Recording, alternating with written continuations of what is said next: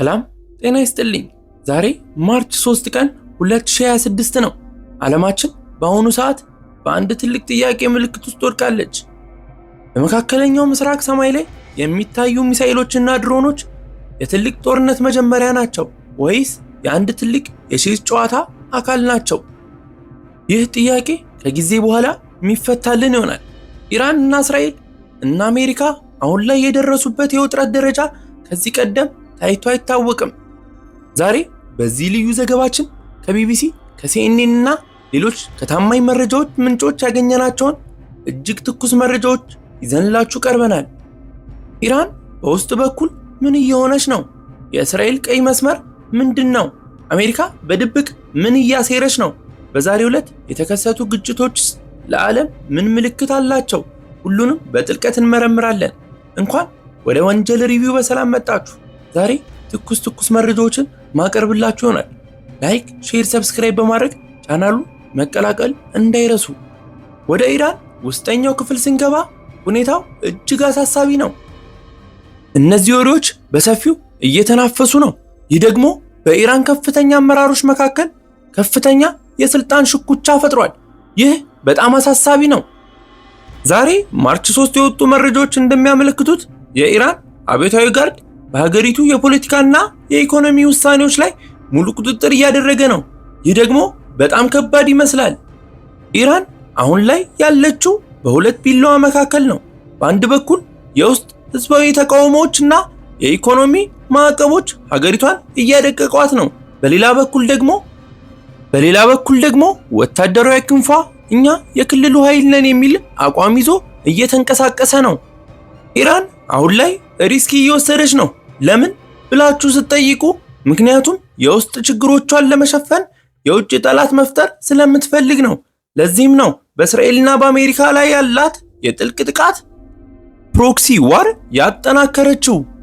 ዛሬ በማለዳ በወጡ መረጃዎች መሰረት በኢራቅና በሶሪያ በሚገኙ የአሜሪካ የጦር ሰፈሮች ላይ ማንነታቸው ያልታወቁ ድሮኖች ጥቃት ሰንዝረዋል።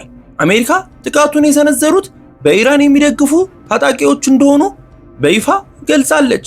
ይህ ጥቃት የተፈጸመው አሜሪካ በኢራን ላይ የጣለችውን አዲስ የኢኮኖሚ ማዕቀብ ተከትሎ ነው።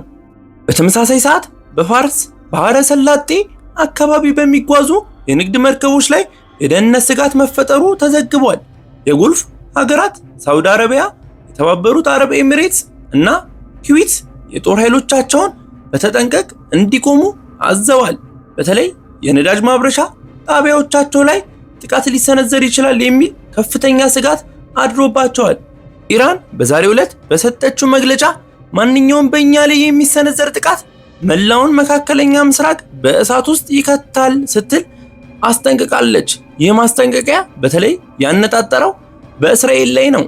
አሜሪካ በአሁኑ ሰዓት በቀጥታ ጦርነት ከመግባት ይልቅ ድብቅ ኦፕሬሽኖችን እየመረጠች ነው። የሲኤንኤን መረጃዎች እንደሚያመለክቱት የፔንታጎን ባለስልጣናትና የሲአይኤን መሪዎች በኢራን የኒውክሌር ጣቢያዎች ላይ አዳዲስ የሳይበር ጥቃቶች እየከፈቱ ነው። ይህ በጣም አስጊና አስገዳጅ ሁኔታ ውስጥ እየገባን ነው ብለው መረጃዎችን አውጥተዋል። ይህ 2.0 ተብሎ የሚጠራው አዲሱ የሳይበር ቫይረስ የኢራንን የዩራኒየም ማበልጸጊያ ማሽኖች ከጥቅም ውጪ ለማድረግ የታለመ ነው። አሜሪካ ይህንን የምታደርገው እስራኤል በቀጥታ ቦምብ እንዳታዘም እና ቀጠናዊ ጦርነት እንዳይነሳ ለመከላከል ቢሆንም ኢራን ግን ይህንን እንደ ቀጥተኛ የጦርነት አዋጅ ነው የቆጠረችው። ይህ በጣም እልህ የሚያጋባ ሁኔታ ውስጥ የገቡት ሀገሮች ለሌሎችም አፍሪካ ሀገራት መዘዝ ያመጣል ሲሉ የሲኤንኤን ዜና አንባቢዎች ገልጸውታል። በሌላ በኩል ደግሞ የእስራኤል ጠቅላይ ሚኒስትርና የደህንነት ካቢኔ ዛሬ ባደረጉት ስብሰባ የኢራንን የኒውክሌር ፕሮግራም የመጨረሻ ቀይ መስመር ላይ ደርሰዋል ብለዋል። እስራኤል በሶሪያ ውስጥ በሚገኙ የኢራን ወታደራዊ መጋዘኖች ላይ ዛሬም ተጨማሪ የአየር ጥቃቶች ፈጽማለች። እስራኤል የምትጠቀመው ስልት ዘ ካምፒንግ ቢትዊን ዋርስ ወይም በጦርነቶች መካከል የሚደረግ ዘመቻ ይባላል። ዓላማው ኢራን በአቅራቢያዋ በሊባኖስ እና በሶሪያ ያላት ኃይል ማዳከም ነው። ነገር ግን የዛሬው ውጥረት የሚያሳየው ይህ ስልት ወደ ሙሉ ጦርነት እያደገ መሆኑን ነው። የኢራን መንግስት ግዙፋዊ ወታደራዊ ክፍል የሆነው ዛሬም ቀጥሏል። የአብዮታዊ ዘቡ ቃል አቀባይ የሆኑት ብርጋዴር ጀነራል አሊ መሐመድ የዜና ወኪል በሰጡት ቃል ኢራን የተጠቀመቻቸው እጅግ ዘመናዊ ሚሳኤሎች በመጠቀም በጠላቶች ላይ የማያቋርጥ ጥቃት እንደምትሰነዝር አስታውቋል። ጀነራሉም አክለውም ጥቃቱ በተለይ በእስራኤልና በቀጠናው ባሉ የአሜሪካ ወዳጅ ሀገራት ላይ ያጠነጠነ እንደሚሆን ገልጸዋል። ገና በአሜሪካና በእስራኤል ላይ የሲኦል በሮች ይከፈታሉ ሲሉም አስጠንቅቀዋል። ኢራን ለተሰነዘረባት ጥቃት ምላሽ ለመስጠት የጀመረችው የሚሳኤልና የድሮን ውርጅብኝ ዛሬ ማክሰኞ ለ4 ተከታታይ ቀናት ቀጥሏል። አብዮታዊ ዘቡ በአዲስ መልክ በተሾሙት አዛዥ አህመድ ቫይዲ መሪነት የአጸፋ ተልዕኮውን በሙሉ ኃይሉ ለማስፈጸም መዘጋጀቱን ተናግሯል።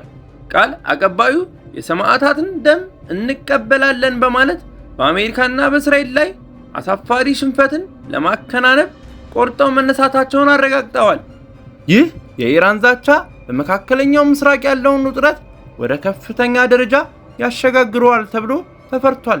ዓለም አቀፍ ማህበረሰቡ ሁኔታው ወደ ከፋ ቀጠናዊ ጦርነት እንዳያመራ በስጋት እየተከታተለው ይገኛል። ውድ የወንጀል ሪቪው ቤተሰቦች የዛሬው ዜናችን ይህንን ይመስል ነበረ። ለእናንተ ቶሎ ለመድረስ እሞክራለሁ። ላይክ፣ ሼር፣ ሰብስክራይብ በማድረግ ቻናሉን ሰፖርት ያድርጉ። እናመሰግናለን።